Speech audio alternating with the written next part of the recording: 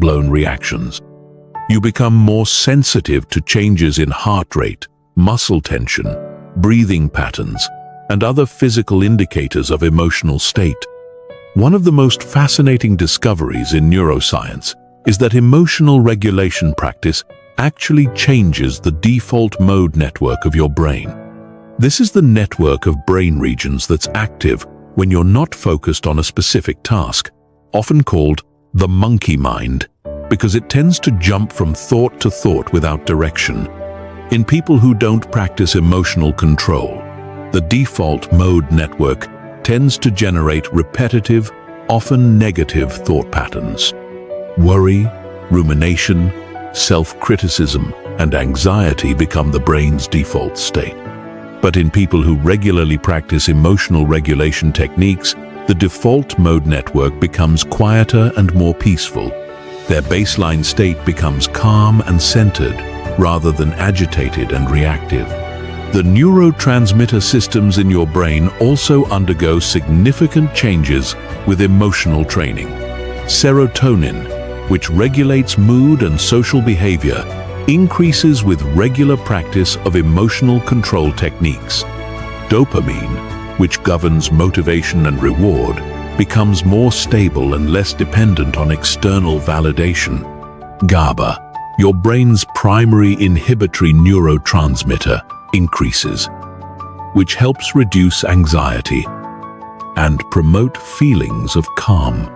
Perhaps most importantly, the stress hormone cortisol becomes much better regulated in people who practice emotional control. Chronic elevated cortisol destroys brain cells, impairs memory, weakens the immune system, and creates a cascade of health problems. People who master their emotional responses show lower baseline cortisol levels and faster cortisol recovery after stressful events. Mirror neurons add another fascinating dimension to emotional neuroscience. These are brain cells that fire both when you perform an action and when you observe someone else performing the same action. This means that spending time with people who have good emotional control literally trains your brain to have better emotional control. Conversely, spending time with emotionally reactive people trains your brain to be more reactive. This is why the social environment you choose has such a profound impact on your emotional development. You're not just influenced by other people's behavior. Your brain is actually mimicking their neural patterns through mirror neuron activity. Choose your social environment carefully, because it's shaping your brain whether you realize it or not. The research on meditation and mindfulness provides some of the clearest evidence of how emotional practices change brain structure. Studies using brain imaging technology show that just 8 weeks of regular meditation practice creates measurable changes in brain structure. The hippocampus, associated with learning and memory, increases in size. The amygdala decreases in reactivity. The prefrontal cortex becomes more active and better connected to other brain regions. But you don't need to become a meditation master to benefit from these neuroplastic changes. Any consistent practice that involves observing your thoughts and emotions without immediately reacting to them will create similar brain changes. The key factors are consistency, attention, and non-reactive awareness. Breathing exercises create particularly rapid neurological changes because the vagus nerve, which connects your brain to your body's relaxation response, can be directly influenced through conscious breathing patterns. The box breathing technique I taught you earlier literally activates your parasympathetic nervous system within seconds, creating immediate neurological changes that promote calm and clear thinking. Progressive muscle relaxation works by strengthening the connection between your prefrontal cortex and your motor cortex. When you consciously tense and release muscle groups, you're practicing voluntary control over your body's stress response system. This builds neural pathways that make it easier to consciously relax when you're emotionally activated. The cognitive reframing techniques I discussed earlier work by strengthening connections between your prefrontal cortex and your limbic system. Every time you consciously choose a different interpretation of events, you're building neural highways that make optimistic, solution-focused thinking more automatic and pessimistic, problem-focused thinking less automatic. Understanding these neurological mechanisms can help you stay motivated during difficult periods of your emotional development.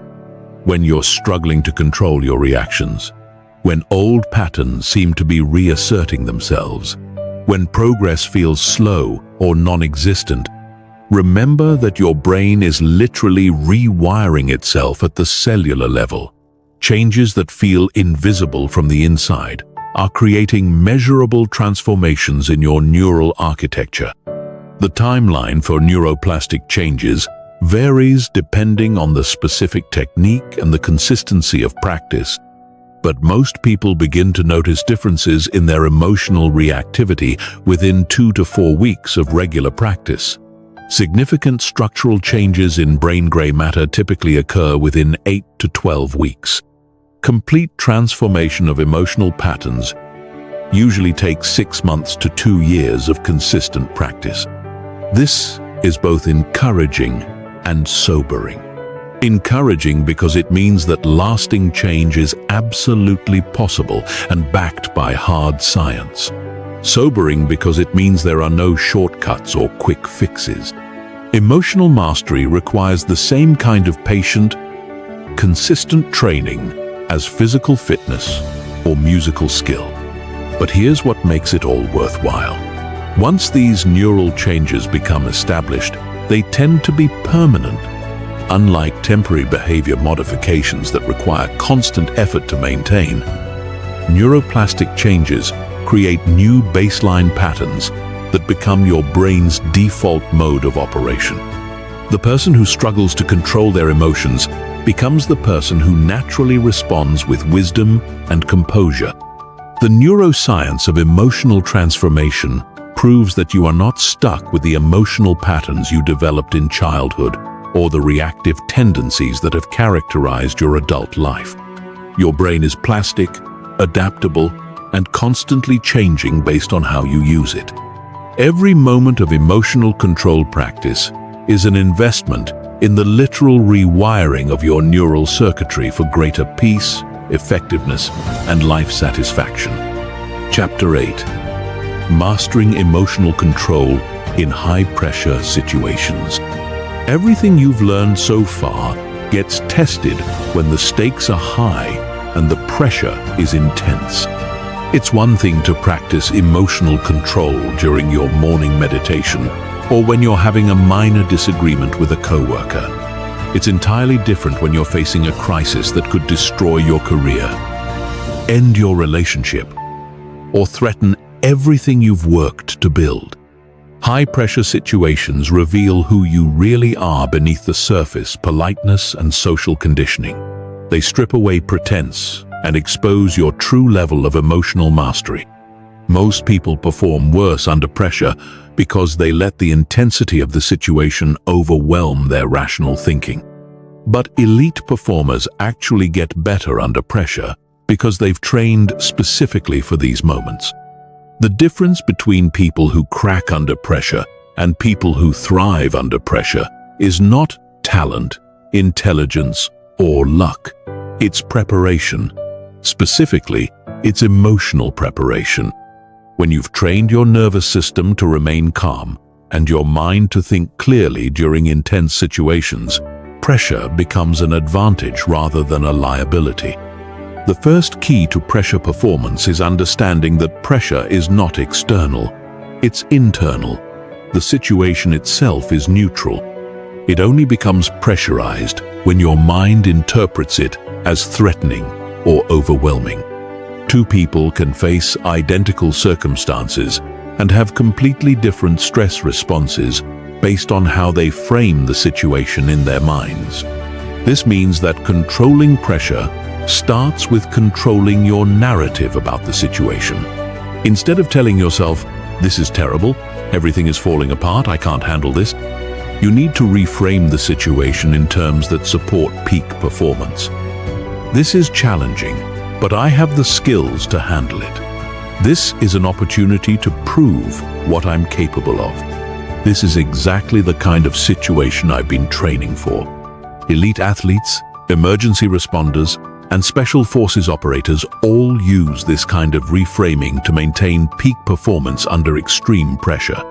They don't pretend that dangerous or difficult situations aren't actually dangerous or difficult. They acknowledge the reality of the situation while choosing interpretations that enhance rather than diminish their performance. The second key to pressure performance is physiological preparation. Your body's stress response system needs to be trained to handle intense activation without becoming overwhelmed. This is where the concept of stress inoculation becomes crucial. Just like vaccines expose your immune system to small amounts of a pathogen to build resistance, stress inoculation exposes your nervous system to controlled amounts of stress to build resilience. Cold exposure is one of the most effective forms of stress inoculation. When you deliberately expose yourself to cold water or cold air, you activate the same stress response systems that are triggered during high-pressure situations. But because you're choosing the exposure voluntarily, you can practice maintaining calm and clear thinking while your body is in a state of physiological stress.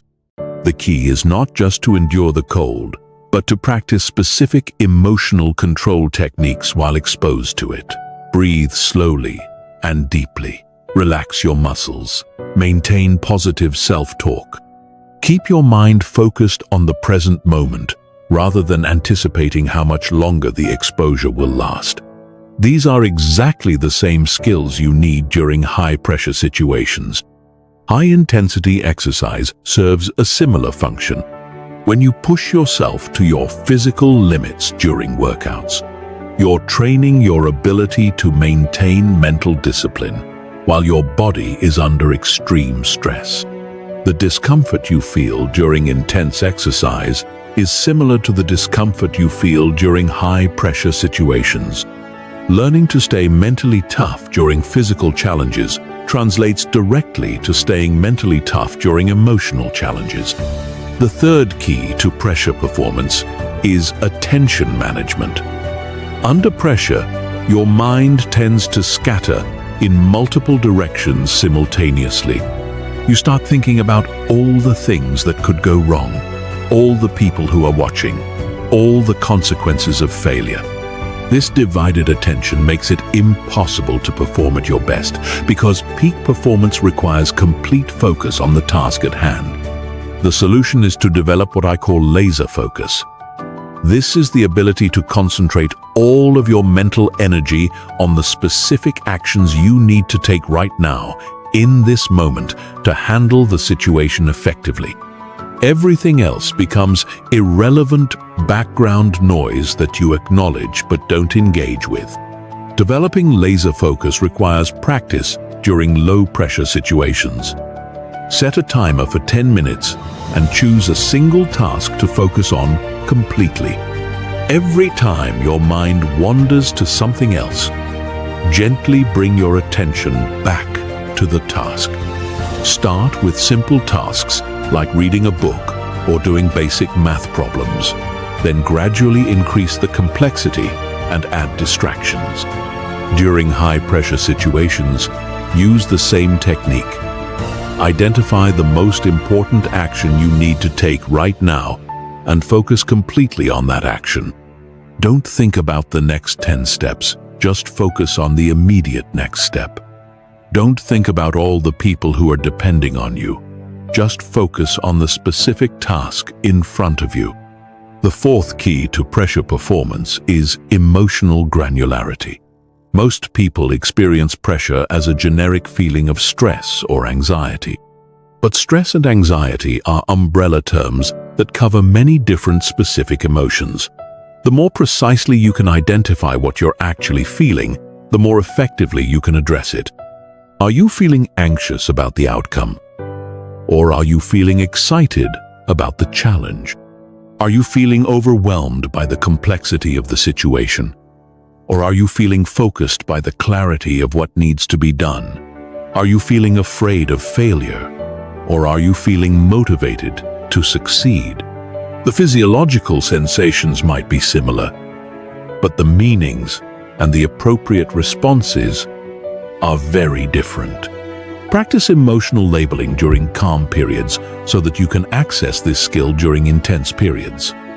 Keep an emotion journal where you identify specific emotions you experience throughout the day.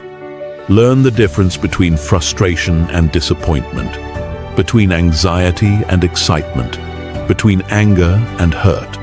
The more nuanced your emotional vocabulary becomes, the more precisely you can regulate your emotional state. The fifth key to pressure performance is process focus versus outcome focus. Under pressure, most people become obsessed with results. They think constantly about whether they're going to succeed or fail, what other people will think, what the consequences will be. This outcome focus creates additional pressure and divides attention away from the actions that actually determine the outcome. Elite performers focus on process rather than outcomes. They concentrate on executing the specific skills and strategies they've trained, trusting that good processes will lead to good outcomes. A surgeon focuses on making precise incisions, not on whether the patient will survive. A pilot focuses on following proper procedures, not on whether the plane will crash. A negotiator focuses on asking good questions and listening carefully, not on whether they'll get the deal. This process focus is liberating because it puts you in control of what you can actually control.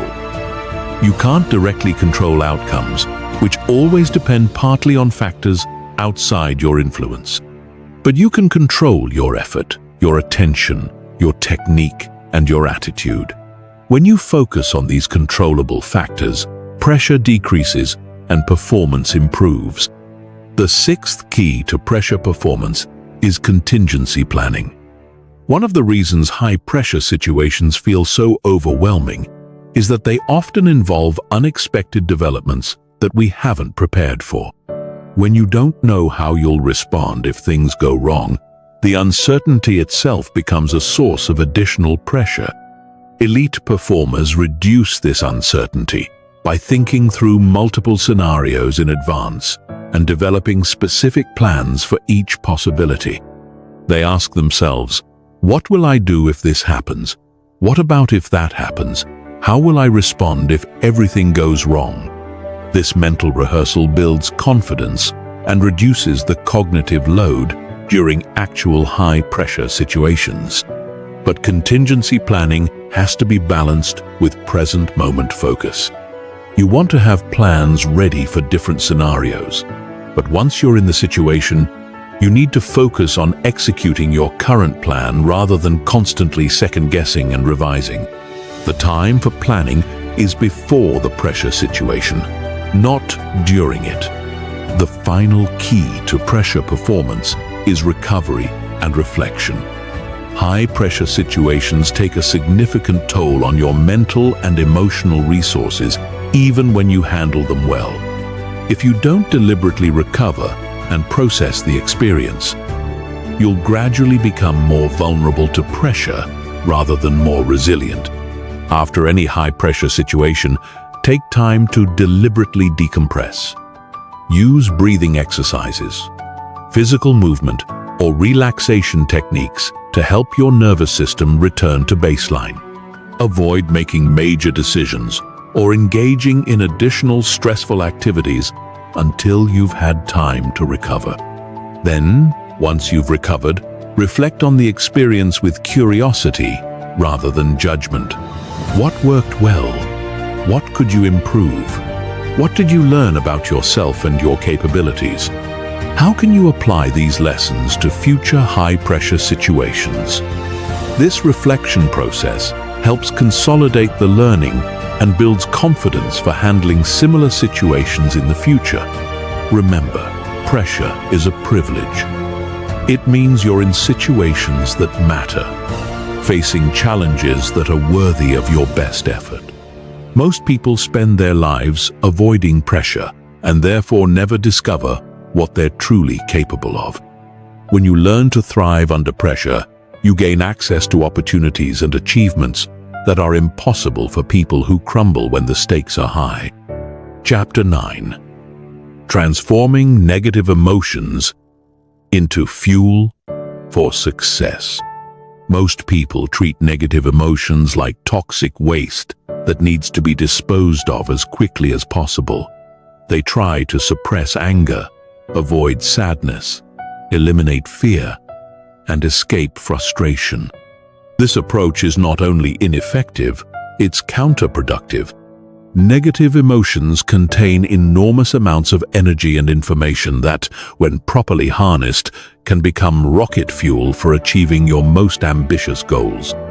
The problem is not that you experience negative emotions. The problem is that you don't know how to transform them into something useful. You let them drain your energy instead of directing that energy toward productive action. You let them cloud your judgment instead of using them to clarify your priorities. You let them paralyze you instead of using them to motivate breakthrough performance. Every negative emotion you experience is your psyche's way of communicating important information about your situation, your values, and your goals. Anger tells you that something important to you is being threatened or violated. Fear tells you that you're facing uncertainty or potential loss. Sadness tells you that you've lost something valuable or meaningful. Frustration tells you that you're being blocked from something you want. Instead of trying to make these emotions go away, you need to learn how to decode their messages and channel their energy in productive directions. This is the difference between emotional suppression, which weakens you, and emotional alchemy, which strengthens you. Let's start with anger, which is perhaps the most misunderstood and mismanaged emotion.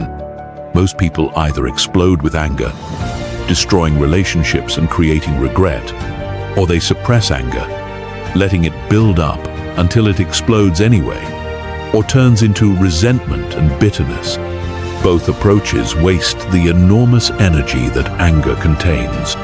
Anger is your psyche's emergency response to perceived injustice or threat. It floods your system with energy and focus to help you fight back against whatever is attacking you or what you value. This energy can be destructive when directed at other people through blame, criticism, or aggression. But it can be incredibly productive when directed towards solving problems, overcoming obstacles, and creating positive change.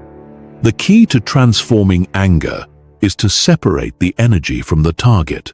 Instead of directing your anger at the person or situation that triggered it, redirect that energy toward constructive action. Use the focus and determination that anger provides to work harder on your goals, to solve problems more aggressively, to push through obstacles that would normally stop you. Some of the greatest achievements in human history have been fueled by transformed anger. Entrepreneurs who built billion-dollar companies because they were angry about problems that weren't being solved. Athletes who dominated their sports because they were angry about being underestimated. Activists who changed the world because they were angry about injustice. The emotion that destroys most people became the driving force for extraordinary success. Fear is another emotion that most people handle completely wrong. They try to eliminate fear, or they let fear paralyze them into inaction. But fear contains crucial information about what matters most to you. You only feel afraid about losing things that are valuable to you, or failing at things that are important to you. Fear is your internal guidance system pointing you toward what you need to protect or pursue. The goal is not to eliminate fear, but to dance with it. Acknowledge the fear, extract the information it's providing, then take action despite the fear. This is what courage actually is. Not the absence of fear, but intelligent action in the presence of fear. Every time you act courageously, you build confidence and reduce the grip that fear has on your life. Fear also serves as an excellent filtering mechanism for opportunities and goals. If something doesn't scare you at least a little bit, it's probably not challenging enough to be worth pursuing. The goals that frighten you are usually the ones with the highest potential for growth and achievement. Instead of avoiding these goals, let your fear guide you toward them. Sadness and disappointment are emotions that most people try to avoid at all costs, but they contain some of the most valuable information your psyche can provide. Sadness tells you what you truly value by showing you what hurts to lose. Disappointment tells you what you genuinely want by showing you what hurts not to achieve. Most people experience sadness and disappointment as pure loss, but they're actually clarifying experiences. They help you distinguish between what you think you want and what you actually want, between what others expect you to value and what you authentically value. This clarity is invaluable for making better decisions about how to invest your time, energy, and resources. Sadness also creates empathy and connection with others who have experienced similar losses. Many of the most meaningful relationships and the most impactful contributions are born from shared experiences of sadness and recovery. Instead of viewing sadness as weakness, recognize it as a sign of your capacity to love deeply and care authentically.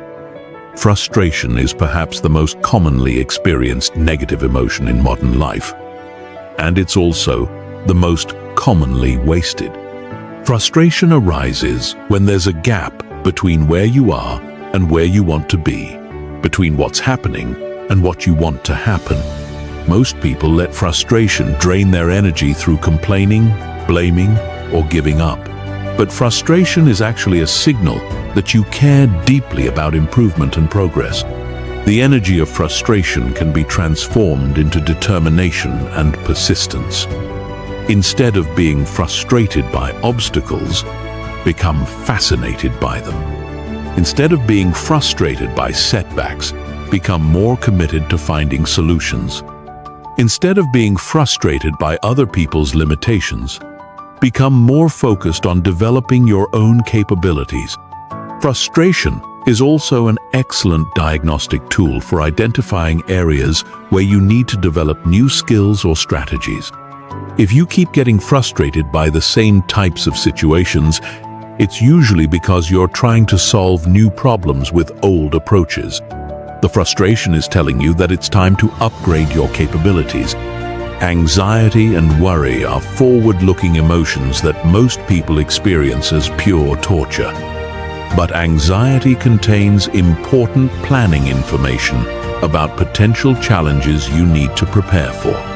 Instead of trying to eliminate anxiety, use it as a strategic planning tool. What specifically are you worried about? What would you need to do to address those concerns? How can you prepare for the challenges you're anticipating? The key is to transform vague anxiety into specific action plans. Most anxiety is caused by unclear threats and uncertain timelines.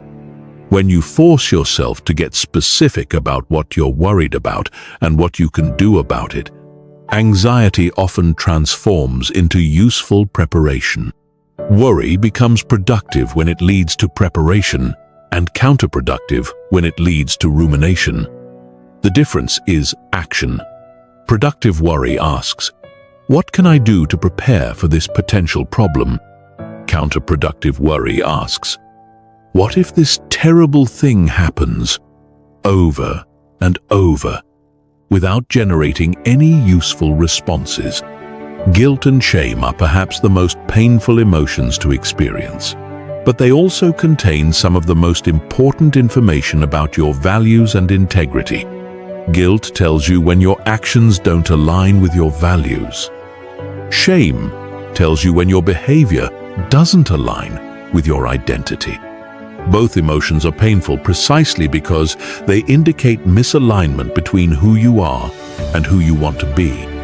Instead of trying to escape guilt and shame, use them as course correction signals. What do these emotions tell you about what you value? What changes do you need to make to better align your actions with your values? How can you use this information to become more consistent